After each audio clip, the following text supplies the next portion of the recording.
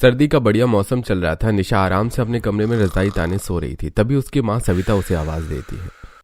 निशा बेटा उठ जाओ, गर्मा गर्म आलू के पराठे और चाय बनकर तैयार है।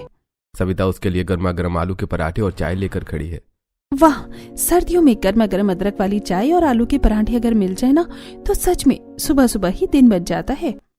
खा ले, जब तक मायके में है ना, रजाई में बैठे बैठे आराम से आलू के पराठे खा ले।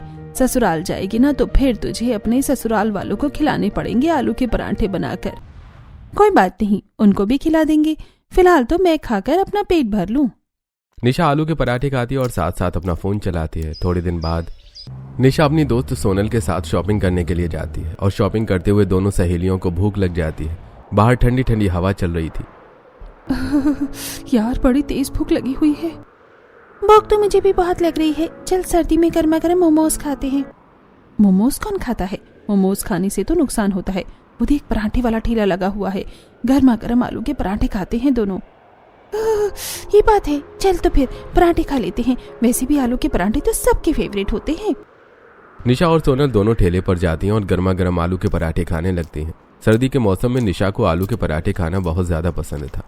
थोड़ा वक्त गुजरता है और उसके लिए कुणाल नाम के लड़के का रिश्ता आता है और 1 महीने के अंदर ही निशा की कुणाल से धूमधाम से शादी हो जाती है। अपने ससुराल को अपना मायका ही समझना बेटा। हर एक काम समझदारी से और अच्छे से करना। ऐसी निशा की विदाई हो जाती है और जैसे ही वो थोड़ा सफर तय करके अपने ससुराल पहुंचती है तो उसकी सास अनीता उसकी गृह प्रवेश की रस्म करवाते हुए बोलती है, बहू, अपने दाएं पैर से कलश गिराकर अपने ससुराल में अपने शुभ कदम रखो। अब से इस घर की सारी जिम्मेदारी तुम्हारी है। तभी बगल में खड़ी हुई निशा की जेठानी मन में सोचती है, शुक्र है भगवान का, कम से कम अब तो मुझे रसोई के काम से आराम मिल जाएगा। ऐसी हंसी खुशी निशा के गृह प्रवेश की रस्म को पूरा करवाया जाता है, जिसके बाद उसे आराम करने के लिए उसके कमरे में भेज दिया जाता है। अगली सुबह निशा तैयार होती है और खुद को शीशे में देखते हुए बोलती है, इस वाली साड़ी के साथ ये वाला शॉल और स्वेटर बहुत अच्छा लग रहा है। आखिर ससुराल में आज मेरा पहला दिन है। आज के दिन तो चमकना बनता है मेरा। अब नीचे जाती हूँ और अपनी पहली रसोई की रस्म करती हूँ। निशा जल्दी से पायल छनकाती हुई अपने कमरे से निकलकर नीचे पहुंचती है, जहां सभी लोग बैठे होते हैं। आज मेरी पहली रसोई की रस्म है, तो बताइए आप लोग क्या खाना पसंद करेंगे? सब कुछ बनाना आता है मुझे। भाभी कुछ चटपटा सा क्रिस्पी सा बना दो। हाँ, कुछ मसालेदार सा स्पाइसी सा बना दो। तो आप लोग खुद ही बता दीजिए ना आपको क्या खाना है, मैं वही बना दूंगी। बहुत ज्यादा तामझाम करने की जरूरत नहीं है। हम सबको आलू के पराठे खाना बहुत पसंद है। एक काम कर, तू आज हमारे लिए अपनी पहली रसोई की रस्म में आलू के पराठे बना दे। हमारा तो सर्दियों में बस आलू के पराठे खाने का ही मन करता है। हाँ बिल्कुल, हमें तो सर्दियों में आलू के पराठे के अलावा और कुछ अच्छा ही नहीं लगता। निशा रसोई में जाती है और आलू के पराठे बनाने के लिए इधर उधर आलू देखने लगती है। क्या हुआ देवरानी जी, क्या ढूंढ रही हैं आप? वो दीदी, मैं आलू के पराठे बनाने के लिए आलू ढूंढ रही हूँ, लेकिन यहाँ पर आलू नजर ही नहीं आ रहे हैं। अरे आलू तो आपको बाहर से लाने पड़ेंगे ना। क्या कहा? बाहर से लाने पड़ेंगे? आपके कहने का क्या मतलब है? अब मुझे बाजार जाना होगा आलू लेने के लिए? ठीक है, चलो चली जाती हूँ। बाजार कितनी दूर है यहाँ से? अरे नहीं, आलू की बोरी हॉल में रखी हुई है, वहां से लेकर आनी है आपको। किरण रसोई से एक बर्तन उठाती है और उसे लेकर हॉल की तरफ चल देती है और वहां रखी आलू की बोरी में से 2 किलो आलू निकाल कर लाती है और लाकर निशा को दे देती है। दीदी, ये तो बहुत ज्यादा आलू है और ये तो नया आलू है ना, आपके पास पुराने वाले आलू नहीं है? अब जो आलू है वो यही है। अब तुम्हें अपनी रस्म करनी है या फिर आलू की वैरायटी देखनी है? और हाँ, ये सारे आलू उबाल लेना और उनका मसाला बना लेना। जी ठीक है, आप जाइए, मैं बाकी का काम अपने आप कर लूंगी।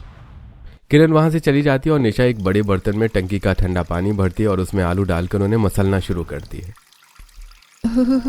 हाय हाय, कितना ठंडा पानी है। आलू धोने के चक्कर में ऐसा लग रहा है मैंने बर्फ की सिल्ली हाथ में पकड़ ली है। ऊपर से ये आलू इतने ज्यादा गंदे हैं कि एक पानी में तो ये साफ ही नहीं होंगे। कम से कम मुझे इन्हें 2 से 3 बार धोना पड़ेगा। ठंड में कांपती हुई निशा आलूओं को अच्छे से रगड़ रगड़ कर 2 से 3 बार धोती है, जिसके बाद वो सभी आलूओं को कुकर में डालकर सीटी लगाती है और आलू उबाल लेती है और फिर सभी आलूओं को एक बर्तन में डालकर छीलने लगती है। आलू धोने में जितनी जान जा रही थी, आलू छीलने में तो उतना ही मजा आ रहा है। गर्मा गर्म आलू हाथ पर लग रहे हैं तो हाथ भी गर्म हो रहे हैं, पर इन ठंडा गर्म के चक्कर में मेरा मैनिक्योर खराब हो जाएगा। पर कोई बात नहीं, ससुराल वालों की डिमांड भी तो पूरी करनी है। आलू छीलने के बाद निशा आलूओं को अच्छे से मैश कर लेती है, जिसके बाद निशा आलू के पराठे बनाने के लिए मसाले को सिलबट्टे पर पीस कर तैयार करती है और मैश किए हुए आलू में सिलबट्टे का पिसा हुआ मसाला डालकर आलू का मसाला बना लेती है और फिर आटा गूंथ कर वो जल्दी से सभी के लिए गर्मा गर्म आलू के पराठे बनाती है और पराठे बनाने के बाद वो सारा खाना टेबल पर लगा देती है। वाह बहू, आलू के पराठे तो तूने सच में बहुत अच्छे बनाए हैं, काफी स्वाद है तेरे हाथों में। देवरानी जी मान गए आपको, तो पराठे तो आप काफी बढ़िया बनाती हो। पराठे एकदम पतली और स्टफिंग से भरे हुए हैं, एकदम ढाबा स्टाइल पराठा बनाया है भाभी आपने। हाँ भाभी, बस अगर ये पराठे हम रजाई में बैठकर खा रहे होते ना तो और ज्यादा मजा आ जाता, बड़ी ठंड है। अरे तो क्या हो गया, बहू ने भी तो इतनी ठंड में रसोई में खड़े होकर सबके लिए पराठे बनाए हैं, तो थोड़ी बहुत ठंड उसके लिए हम भी झेल लेते हैं। वैसे भी तो आज उसकी पहली रसोई है। हाँ बिल्कुल, इतनी सी देर में तो ठंड बर्दाश्त करने में कुछ नहीं होगा, और फिर गर्मा गर्म आलू के पराठे गर्मा गर्म चाय के साथ हैं तो ठंड तो यूं ही भाग जाएगी। सभी लोग बड़े ही स्वाद लेकर निशा के हाथ के बने आलू के पराठे खाते हैं, जिसके बाद निशा के ससुराल वाले दोपहर में भी उससे आलू के पराठे बनवाते हैं। ऐसे ही जब रात के खाने की बारी आती है तो निशा फिर से अपने सास ससुर से पूछती है, अब रात के खाने में क्या बनाना है मम्मी जी, मुझे बता दीजिए। तुझे पता तो है बहू, आलू के पराठे ही बनाने हैं, बार बार पूछने की जरूरत नहीं है तुझे। पर सुबह से आप 2 बार तो आलू के पराठे खा चुके हैं ना ससुर जी, अब तीसरी बार भी आप सभी को आलू के पराठे खाने हैं, मैं कुछ अलग बना देती हूँ। नहीं नहीं बहू, हमें कुछ अलग खाने का शौक नहीं है, हमें तो बस आलू के पराठे पसंद है। ये बात सुनकर निशा हैरान हो जाती है, जिस पर किरण कहती है, देवरानी जी धीरे धीरे आपको पता चल जाएगा कि आपके ससुराल वालों की ठंड में आलू के पराठे को लेकर कितनी बड़ी दीवानगी है। निशा रसोई में जाती है और वापस से रात के खाने में सभी के लिए आलू के पराठे बना देती है। अब लगातार 2 दिन तक बैक टू बैक घर वाले निशा से ठंड में आलू के पराठे बनवाते रहते हैं। ये लोग कितने ज्यादा आलू के पराठे खाते हैं। माना कि आलू के पराठे ठंड में बहुत ज्यादा अच्छे लगते हैं, लेकिन मैं तो 2 दिन से आलू के पराठे खा खा कर पक गई हूँ। पता नहीं ये लोग कैसे इतने आलू के पराठे खा रहे हैं। खैर कोई बात नहीं, सबका अपना अपना स्वाद होता है, और शायद हो सकता है कि मेरे ससुराल वालों को मेरे हाथ के आलू के पराठे कुछ ज्यादा ही स्वादिष्ट लग रहे हैं। लगभग 1 हफ्ते तक निशा अकेले ही अपने ससुराल वालों के लिए तीनों टाइम आलू के पराठे बनाती है। इसमें ना तो उसकी जिठानी उसकी मदद करती है और ना ही उसकी दोनों नंद उसकी मदद करती हैं। ऐसे ही एक दिन जब निशा आलू के पराठे बनाने जा रही होती है, तभी वो देखती है कि घर पर आलू खत्म हो गए हैं और वो अपनी जेठानी से बोलती है, दीदी घर पर आलू खत्म हो गए हैं। कोई बात नहीं, बाजार से अभी आलू मंगवा देते हैं। लेकिन इतने दिनों से सब आलू के पराठे खा रहे हैं, एक बात बताइए, यहाँ पर बाकी की सब्जियां रोटी चावल ये सब कुछ कब बनेगा? अरे देवरानी जी, शायद आपको पता नहीं है कि आप जिस ससुराल में शादी करके आई है ना, ये ठंड में आलू के पराठे खाने वाला ससुराल है। यहाँ पर आपको ठंड में हर दिन आलू के पराठे ही बनाने पड़ेंगे, फिर चाहे आप 4 बार बनाओ चाहे आप 3 बार बनाओ। अगर आप बाजार से आलू मंगवा रही हैं ना, तो प्लीज वो नए वाले आलू मत मंगवाना। ठंड में नए आलू को धोने में ना बड़ी आफत है, उन पर मिट्टी बहुत ज्यादा होती है। अब मेरा बाजार वालों से कोई कांटेक्ट तो है नहीं, जो आलू बाजार से मिलेंगे वही आलू घर पर आ जाएंगे। अगर आपको अपनी पसंद के आलू लाने हैं तो आप खुद ही चली जाइए। निशा अपनी पसंद के आलू लेने के लिए टोपी जूते पहन लेती है और शॉल ओढ़कर जल्दी से आरजू के साथ बाजार जाती है, जहां वो बाजार में हर तरफ आलू देखती है, लेकिन उसे हर जगह पर रेतीले आलू ही नजर आते हैं। हे राम, यहाँ पर तो हर तरफ रेतीले आलू ही हैं। इन आलू के पराठे बनाने में बहुत ज्यादा समय लग जाता है, कहीं पर भी दूसरे वाले आलू नजर ही नहीं आ रहे हैं। अरे भाभी जल्दी करो ना, कितना टाइम लगाओगी आलू लेने में? ठंड के मारे मेरी कुल्फी जम रही है, यहाँ पर खड़े खड़े। हाँ देख रही हूँ ननद जी, बस 2 मिनट रुक जाइए। तब निशा एक ठेले वाले के पास जाकर वहां से, भैया जरा 5 किलो आलू पैक कर दीजिए। जी ठीक है बहन जी। निशा जल्दी जल्दी से रेतीले आलू ही खरीद कर घर ले आती है और फिर घर जाकर उन आलूओं को ठंडे पानी में रगड़ रगड़ कर धोना शुरू कर देती है। एक तो इतनी ठंड में बाहर आलू लेने के लिए जाओ और ऊपर से पसंद के आलू भी नहीं मिल रहे हैं। मैंने तो ऑनलाइन भी चेक कर लिया, वहां पर भी दूसरे वाले आलू नहीं मिल रहे हैं। पराठे बनाने में तो मुझे कोई दिक्कत नहीं है, बस ये आलू धोने और काटने में जो मेहनत लगती है ना, वो मेहनत इन सर्दियों में करना बड़ा मुश्किल है। काश मेरी शादी गर्मियों में हुई होती तो अच्छा था।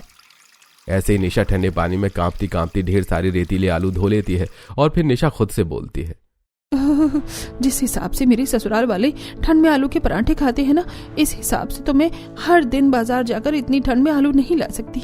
घर के आंगन में ही आलू की खेती कर लेते हैं, इससे आलू हमें घर से ही मिल जाएंगे, बाहर नहीं जाना पड़ेगा। अब निशा अपने घर के आंगन में खुदाई का काम शुरू कर देती है और तभी वहां पर उसकी जेठानी और उसकी नंद आ जाते हैं। अरे भाभी, ये आप क्या कर रही हो? क्यों आंगन की मिट्टी खोद रही हैं आप? हाँ भाभी, कौन सी खेती बाड़ी कर रही हैं आप, और वो भी इतनी ठंड में? अब क्या आपको इतनी ठंड में भी खेती बाड़ी करने का शौक चढ़ गया है? मैं घर के आंगन में आलू उगा रही हूँ। क्यों, बाजार वालों ने आलू देने से हड़ताल कर दी है क्या? बाजार में आलू आने बंद हो गए हैं क्या? आलू आने बंद नहीं हुए हैं, पर जिस हिसाब से हमारे घर वाले आलू के पराठे खाते हैं ना, उतना हमारा बिजली का बिल भी नहीं आता है जितने के हम हर महीने आलू खरीद लेते हैं। मुझे पता चल गया है कि आप सब आलू के अलावा तो और कुछ खाते तो है नहीं, और गार्डन का ये हिस्सा भी कितना खाली खाली लग रहा था, कुछ यूज नहीं हो रहा था, तो कम से कम यहाँ पर आलू उगाएंगे तो हमारी खुद के घर की खेती हो जाएगी। तो आपको क्या लगता है कि आपके घर में खेती कर देने से आप बाहर से आलू खलाने का खर्चा बचा पाएंगी? कोशिश तो कर ही सकते हैं, कम से कम इतनी सर्दी में कांपते हुए हमें बार बार बाहर तो नहीं जाना पड़ेगा, और फिर आलू के लिए मोल भाव भी नहीं करना पड़ेगा। घर से ही आलू मिल जाएंगे, फिर जितने मर्जी आलू के पराठे बना लेंगे। ठीक है, अब तुम्हें ही अपना काम बढ़ाने का शौक है तो शौक से बढ़ाओ। मुझसे तो बाबा इतनी सर्दी में कुछ नहीं होता, मैं तो चली आराम से रजाई में बैठकर आराम करने। ऐसे ही निशा ठंड में पूरी मेहनत के साथ मिट्टी को खोदकर उसमें आलू के बीज डालती है और आलू की खेती करना शुरू कर देती है। थोड़े वक्त में घर के आंगन में आलू उगाना भी शुरू हो जाता है, लेकिन जिस हिसाब से निशा के ससुराल वाले आलू के पराठे खा रहे थे, ऐसे में घर में आलू की खेती करने के बावजूद भी निशा को बाजार से आलू ही खरीदने पड़ते हैं। ऐसी एक दिन जब सब्जी वाला गली में आता है।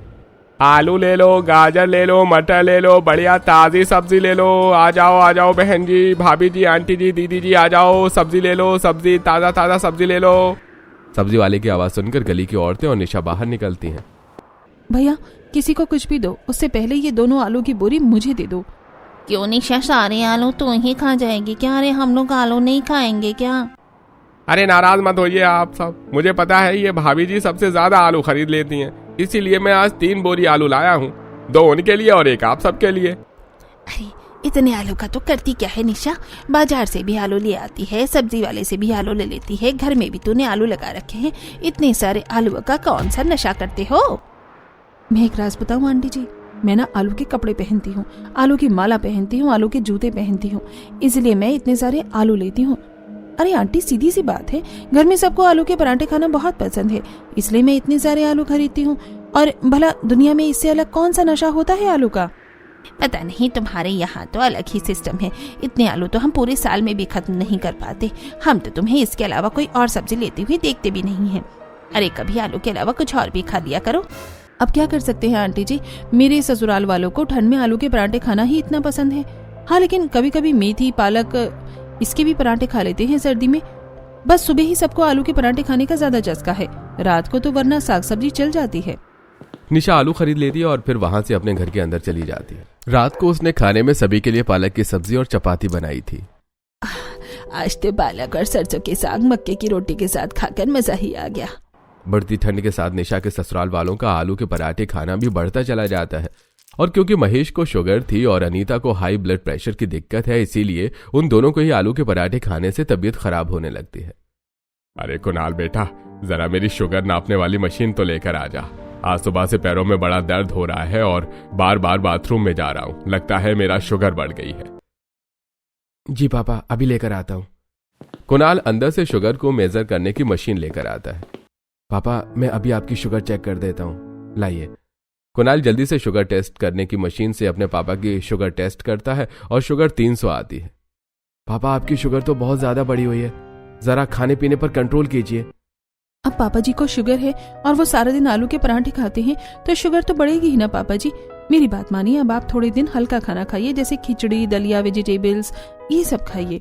अरे कैसी बातें कर रही है तू बहू, शुगर ही तो बढ़ी है, ये तो मैं दवाइयां खाकर कंट्रोल में कर लूंगा, लेकिन मैं आलू के पराठे खाना बंद नहीं करूंगा। निशा महेश को समझाने की कोशिश करती है, लेकिन महेश उसकी बात टाल देता है। वहीं दूसरी तरफ अनीता की भी तबीयत खराब होने लगती है और नीलम के साथ निशा अनीता को डॉक्टर के पास ले जाती है। डॉक्टर बीपी चेक करते हुए बोलता है, देखिए आपका बीपी बहुत ज्यादा बढ़ा हुआ है, जरा खाने पीने पर कंट्रोल कीजिए, और इस टाइम आपको बिल्कुल भी ऑयली फूड नहीं खाना चाहिए, और सर्दियों में तो खासकर बिल्कुल नहीं। सर्दियों में ज्यादा ऑयली फूड खाने से बीपी वाले पेशेंट का बीपी और ज्यादा बढ़ जाता है।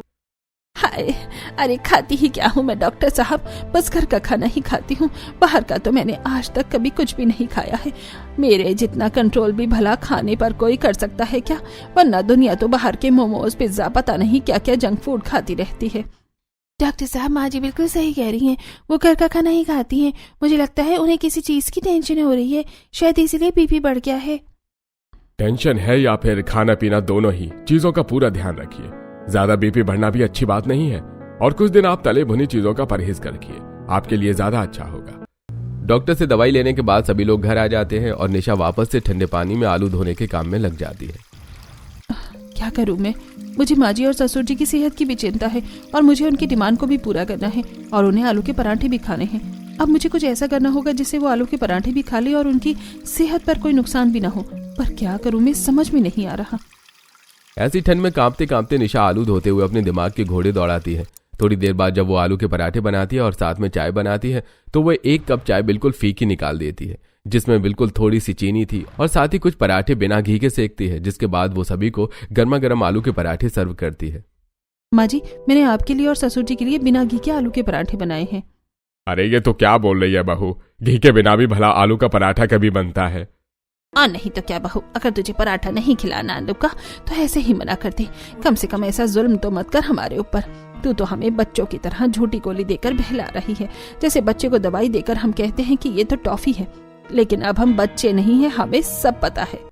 हाँ वही तो बहू, आखिर तुझे हमसे इतना बड़ा झूठ नहीं बोलना चाहिए। माँ जी, ताई जी, आप मेरी बात नहीं समझ रहे हैं। मैंने आप लोगों के लिए बिना घी के पराठे इसलिए बनाए ताकि आप लोगों की तबीयत ठीक रहे। मैंने बिना घी के आलू वाली रोटी सेक दी है, ये भी बहुत स्वादिष्ट लगेगी, खाकर देखिए। लेकिन असली मजा तो घी या तेल के पराठों का ही आता है। आप अपने पराठों पर देसी घी या फिर घर का बना मक्खन लगा लीजिए। मैंने दोनों ही टेबल पर रखे हैं, इससे आप दोनों को नुकसान नहीं होगा। और ससुर जी, आपके लिए मैंने चाय भी आज थोड़ी फीकी बनाई है ताकि आपकी शुगर भी कंट्रोल में रहे। ला भाई, देवरानी जी तो डाइटिशियन एक्सपर्ट निकली, सबकी सेहत के अकॉर्डिंग आलू के पराठे बना कर दे रही हैं, बिल्कुल अलग अलग वैरायटी के। सही है भाभी, आलू के पराठे भी खाओ और सेहत भी बरकरार रखो, बढ़िया है।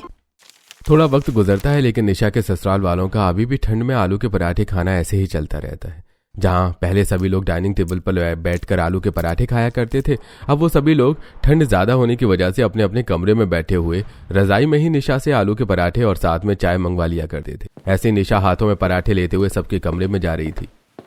ओहो, सबको अपने कमरे में रजाई में बैठे हुए पराठे चाहिए। अब मुझे समझ नहीं आता कि मैं रसोई में पराठे सेकूं या दूसरों के कमरे में जाकर पराठे परोसूं। अरे जितने में मैं रसोई से कमरे तक पराठा लेकर जाती हूँ, उतने में पराठा ठंडा हो जाता है। पर क्या करूं, अब ठंड भी बहुत ज्यादा है। अपने ससुराल वालों को कुछ कह भी तो नहीं सकती हूँ। अब उनकी सारी इच्छाएं पूरा करना ही मेरा फर्ज बनता है। मैं भी तो पहले ऐसे ही बिस्तर में बैठकर चाय पराठे का मजा लेती थी, अब मेरे ससुराल वाले लेंगे। सबसे पहले वो अनीता और महेश को उनके पराठे परोसती है। ठंड में बिस्तर में रजाई में बैठकर गर्मा गर्म आलू के पराठे और चाय का तो मजा ही अलग है। लेकिन हमारी बहू ने हमारे लिए आलू के पराठे नहीं, आलू की रोटी बनाई है। लेकिन पापा जी, मैंने ये सब आपके भले के लिए ही तो किया है। हाँ बिल्कुल, तुम्हारी तारीफ तो बनती है। हमें वो चीज भी खिला रही है जिससे बिल्कुल नुकसान ना हो, तो साथ में हमारी सेहत का ध्यान भी रख रही हो। तुम जिस तरह परिवार के बारे में सोच रही हो वो बहुत अच्छी बात है बेटा। उन्हें खाना देने के बाद वो अपने बड़े सास ससुर को भी उनके बिस्तर पर खाना देकर आती है। हाँ बेटा, चलो अच्छी बात है, बिस्तर में ही खाना मिल गया। अब आएगा असली मजा, गर्मा गर्म चाय और गर्मा गर्म पराठे का। हाँ बेटा, तुम इतनी प्यारी हो, हमें हर रोज इस तरह हमेशा आलू के पराठे बनाकर खिलाती हो। अपने बड़े ससुर की इस बात पर निशा मजाकिया अंदाज में कहती है, अगर मैं आपको आलू के पराठे नहीं खिलाती तो क्या मैं प्यारी बहू नहीं होती? नहीं नहीं बेटा, ऐसा नहीं है, तुम तब भी हमारे लिए प्यारी ही होती। जी, मैं तो बस मजाक कर रही थी। ऐसे ही एक दिन नीलम और आरजू को अपनी एक सहेली के पार्टी में जाना होता है और दोनों अपने लिए अपना अपना सूट निकालती हैं। लेकिन जैसी दोनों सूट पहनती हैं तो उन दोनों को सांस लेने में बड़ी दिक्कत होती है, क्योंकि उनके सूट पहले से काफी ज्यादा टाइट हो चुके थे। ये क्या हो रहा है? अभी सर्दियां शुरू होने से पहले ही ये सूट सिलवाया था, इतना जल्दी टाइट भी हो गया? मुझे लगता है कि धोने की वजह से ना ये सूट श्रिंक हो गया है, इसलिए मुझे नहीं आ रहा है। अरे श्रिंक नहीं हुआ है, मेरी बात का बुरा मत मानना, लेकिन आप लोग रोज आलू के पराठे खाती है ना, तो इसी वजह से आपका फैट बढ़ रहा है और आपके सूट टाइट हो रहे हैं। आप दोनों थोड़ा गुब्बारे की तरह फैल गई हो। भाभी आप तो घुमा फिरा कर बस सारी बात आलू के पराठे पर ही ले आती हैं और ऊपर से हमारी बेइज्जती भी कर रही हैं। अब आलू के पराठे से ही सब कुछ हो रहा है क्या? बेइज्जती कहाँ कर रही हूँ, मैं तो बस एक बात कह रही हूँ, आप प्लीज बुरा मत मानिए। वैसे आपके सूट के अंदर एक एक्स्ट्रा सिलाई लगी होगी, आप उसे उधेड़ लीजिए, फिर आपको आपका सूट फिट आ जाएगा। निशा के कहने पर उसकी दोनों नंद सूट के अंदर लगी हुई सिलाई को उधेड़ देती हैं और उसके बाद वापस से अपने सूट पहनती हैं। ऐसे ही एक सुबह घर पर निशा की जरा दूर की चाची सास रेखा अपनी बहू ज्योति और बेटे अनुराग के साथ आती है। अरे देखो तो जरा कौन आया है आज घर पर। बड़े दिनों बाद आई हो रेखा, तुम तो टाइम ही नहीं मिलता तुम्हें तो जैसे आने का। क्या बताऊं दीदी, सर्दियों में तो रजाई से बाहर निकलने का मन ही नहीं करता। आज भी मैं जबरदस्ती लेकर आई हूँ मम्मी जी को यहाँ पे, वो तो आ ही नहीं रही थी। हमने सोचा बड़े दिन हो गए हैं मिले नहीं हैं आप लोगों से, तो आज मिल ही लेते हैं। सभी बातें लोग कर रहे होते हैं और तभी रसोई में खड़ी हुई निशा किरण से बोलती है, दीदी आज तो घर पर मेहमान आए हुए हैं, खाने में उनके लिए क्या बनाना है? खाने में वही बनेगा जो हम सब खाते हैं, आलू के पराठे। पर दीदी मेहमानों को भी आप आलू के पराठे खिलाएंगे क्या? उनके लिए तो कुछ अलग बना लीजिए, क्या पता वो वैसे ही आलू के पराठे खाकर आए हों। निशा और किरण बात कर रही थी कि तभी वहां पर अनीता आती है और कहती है, वो खाकर आए हो या ना खाकर आए हो, इस बात से हमें कोई मतलब नहीं है। मेहमानों के लिए भी आलू के पराठे बनेंगे और हमारे लिए भी आलू के पराठे बनेंगे, तो तू जल्दी से आलू के पराठे बनाने की तैयारी कर। अनीता इतना कहकर वहां से चली जाती है। अब बाकी सभी लोग घर आए मेहमानों के साथ आराम से कमरे में कंबल के अंदर बैठकर गप्पे मारने लगते हैं और बाहर निशा के अकेले ठंड में सबके लिए आलू के पराठे बनाने की तैयारी कर रही होती है।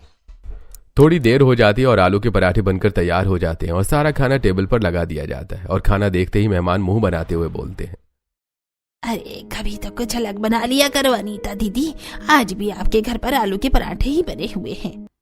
हाँ, साल की तरह इस साल भी आपके घर का मेन्यू वही सेम है ताई जी, आलू के पराठे। अरे आप बोर नहीं होते हैं कि आलू के पराठे खा खा कर? और नहीं तो क्या, अरे आलू के पराठे तो हम घर पर भी खा लेते, आज हम आए थे तो कम से कम आप कुछ अलग ही बना लेती। मैंने तो कहा था, लेकिन माँ जी ने कहा कि आलू के पराठे ही बनेंगे, तो मैंने वही बना दिया। जाने दो, अब जो बना है वही खा लेते हैं।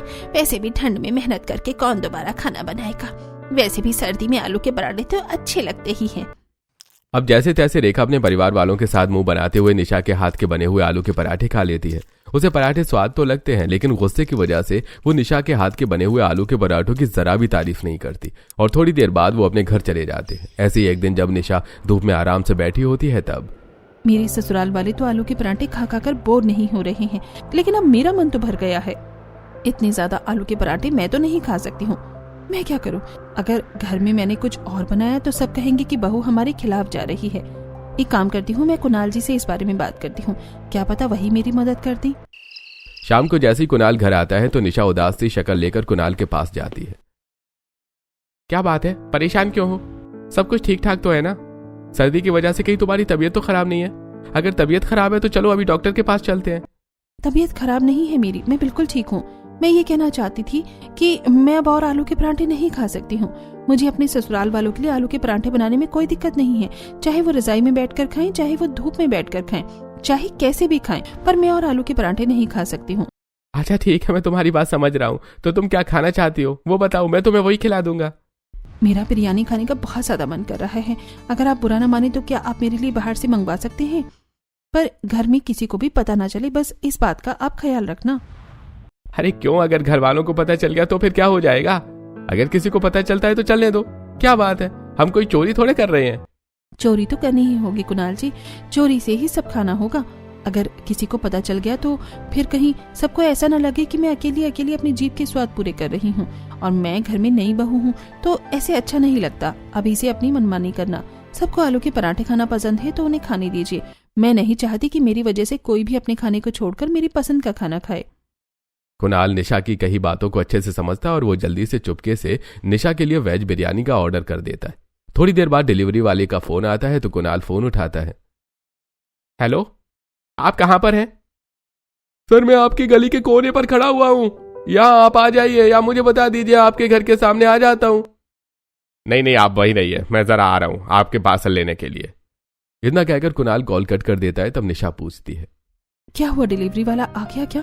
पर नीचे तो सब बैठे हुए हैं, बातें कर रहे हैं, आप पार्सल कैसे लेकर आएंगे? उन सबके सामने पार्सल लाएंगे तो पकड़े जाएंगे। हमारे कमरे में जो खिड़की है ना, तुम उस खिड़की से एक रस्सी नीचे लटका दो और मैं पार्सल को उस रस्सी से बांध लूंगा, फिर तुम पार्सल को ऊपर खींच लेना, ठीक है ना? इससे किसी को पता भी नहीं चलेगा और तुम कमरे के अंदर बैठकर आराम से बिरयानी खा लेना। हाँ बिल्कुल ठीक है, ये आइडिया तो बहुत अच्छा है। कुणाल जल्दी से फोन पर बात करते हुए घर से बाहर निकलता है, जिस वजह से किसी का भी ध्यान उस पर नहीं जाता है और वो जल्दी से डिलीवरी वाले से पार्सल ले लेता है। जिसके बाद निशा कुणाल के कहे अनुसार खिड़की से एक रस्सी लटकाती है और कुणाल बिरयानी का पार्सल और रस्सी के साथ बांध देता है और निशा ऊपर उसे खींच लेती है। थोड़ी देर बाद कुणाल भी कमरे में आ जाता है, जहां पर निशा आराम से बैठकर बिरयानी खा रही थी। वाह, इस बिरयानी को खाकर तो मुझे कितना ज्यादा सुकून मिल रहा है। मैं आपको बता नहीं सकती कि सर्दियों में मुझे आलू के पराठे के साथ बिरयानी खाना भी बहुत पसंद है, लेकिन घर में किसी को बिरयानी खाना पसंद नहीं है, इसीलिए मैंने बिरयानी कभी बनाई ही नहीं। थैंक यू कुणाल जी, आप बहुत ज्यादा अच्छे हैं। अरे कोई बात नहीं, अब से जब भी तुम्हारा कुछ खाने का मन होगा ना तो तुम मुझे बता देना, मैं तुम्हारे लिए ऑनलाइन ऑर्डर कर दिया करूंगा और फिर चोरी चुपके लाकर तुम्हें दे दिया करूंगा। निशा पेट भर के बिरयानी खाती है और फिर घर के बाकी कामों में लग जाती है। और अब चाहे तबीयत खराब हो या फिर सूट्स की फिटिंग टाइट हो, हर दिन सबको बस निशा के हाथ के बने हुए आलू के पराठे चाहिए थे और निशा भी बिना किसी शिकायत के हर दिन ठंड में मेहनत करके अपने ससुराल वालों के लिए आलू के पराठे बनाती रहती है। इस तरह दिन गुजर रहे थे। फिर एक दिन, बस मुझे कोई देखे ना, कुणाल फिर से डिलीवरी वाले से छुपकर खाना लेकर घर के अंदर आ रहा था। तभी सामने से महेश आ जाता है, जिसकी वजह से हड़बड़ाकर वो अपनी शर्ट के अंदर खाना रख देता है। ये देखकर महेश को बड़ा अजीब लगता है, जिसके बाद वो कुणाल को घूरने लगता है और कुणाल के पसीने छूट जाते हैं। हे भगवान, बस पकड़ा ना जाऊं। अरे बेटा, तुम्हारा पेट ये कितना ज्यादा बाहर आ रहा है, जरा एक्सरसाइज किया करो। अब से पहले अपने फिटनेस पर ध्यान देना मत छोड़ो। इस तरह कुणाल छुपकर कमरे में खाना ले जाता है और सारी बात निशा को बताता है, जिस पर वो हंसने लगती है। हाँ, और हंसो, मेरा तो पोपट ही हो गया। लेकिन जो भी था अच्छा था।